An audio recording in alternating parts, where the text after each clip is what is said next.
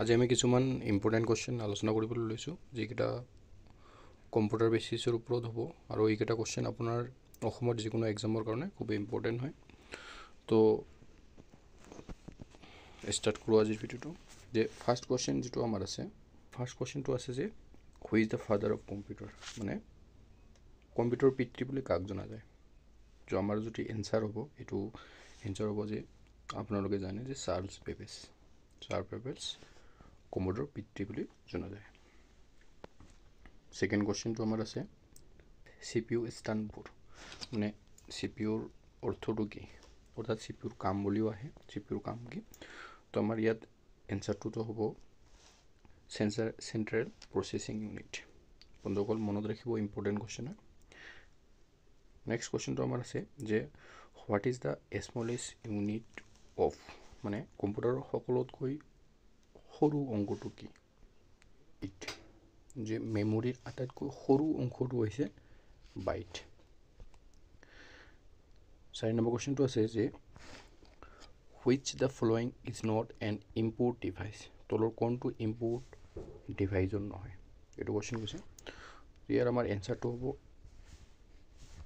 Speaker. চাওক কম্পিউটাৰৰ কোনটো অংশ নহয় তলত দিয়া বুলি কৈছে। এটা দিয়া আছে আমাৰ কীবৰ্ড, ঠিক আছে, এটা দিয়া আছে আমাৰ কীবৰ্ড। তো কীবৰ্ডটো আমাৰ কম্পিউটাৰৰ অংশ হয়, যিটো আমি কীবৰ্ড বুলি কওঁ। তাৰপিছত আছে মাউচ, তাৰপিছত মাইক্ৰ'ফোনটোও হয়, কিন্তু স্পীকাৰটো কম্পিউটাৰৰ অংশ নহয়, স্পীকাৰটো কম্পিউটাৰত নাথাকে, ঠিক আছে। নেক্সট কুৱেশ্যনটো আমাৰ হৈছে what is the brain of computer, মানে কম্পিউটাৰৰ মগজু বুলি কাক কোৱা হয়। একেবাৰে ইম্পৰ্টেণ্ট কথা। তো কুৱেশ্যনটো আমি যদি অপশ্যনবিলাক চাব পাৰে CPU, RAM, monitor and hard disk. তো কম্পিউটাৰ আটাইতকৈ ইম্পৰ্টেণ্ট কোনটো অংশই কাম কৰে, সেইটো আপোনালোকে জানে, গোটেই মানুহ জানে যে CPU, কাৰণ CPUত গোটেইখিনি বস্তু ইনপুট হৈ থাকে। নেক্সট কুৱেশ্যন হৈছে which programming language is commonly use web development, মানে ৱেব ডেভেলপমেণ্টৰ কাৰণে কোনটো ভাষা ব্যৱহাৰ কৰা হয়। এইটো আমাৰ এনচাৰ হ'ব জাভা স্ক্ৰিপ্ট। ইম্পৰ্টেণ্ট কুৱেশ্যন হয়।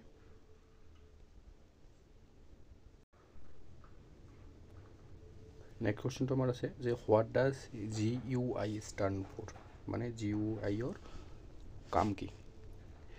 ইয়াৰ আমাৰ অপশ্যনবিলাক দিয়া আছে যে graphical use interface, general use interaction, global understanding interface, generic use integration. তো আমাৰ এইকেইটা অপশ্যনৰ ভিতৰত আমাৰ ৰাইট অপশ্যনটো হ'ব যে গ্ৰাফিকেল ইউজাৰ ইণ্টাৰফেচ, যিটো আমাৰ 1 নম্বৰ এনচাৰ ৰাইট হয়। নেক্সট আমাৰ যিটো কুৱেশ্যন আছে, ইয়াত কৈছে what does RAM stand for, মানে ৰেমৰ আমাৰ কাম কি। এই যিটো আমাৰ এনচাৰ আছে যে ৰেণ্ডম এক্সেছ মেমৰি। মনত ৰাখিব, এইবিলাক ইম্পৰ্টেণ্ট কুৱেশ্যন হয়। নেক্সট আমাৰ যে which of the flowing is not a web browser, মানে তলত দিয়া কোনবোৰৰ ভিতৰত ৱেব ব্ৰাউজাৰ নহয়। আমাৰ অপশ্যন দিয়া আছে যে গুগল ক্ৰ'ম, মজিলা ফায়াৰবক্স, মাইক্ৰ'ছফ্ট ৱৰ্ড আৰু ছাফাৰী। তো আমাৰ ইয়াৰ কম্পিউটাৰ কথা কৈছে যে কম্পিউটাৰ ৱেব ব্ৰাউজাৰ কোনটো নহয়, সেইটো আমাৰ হ'ল মাইক্ৰ'ছফ্ট ৱৰ্ড।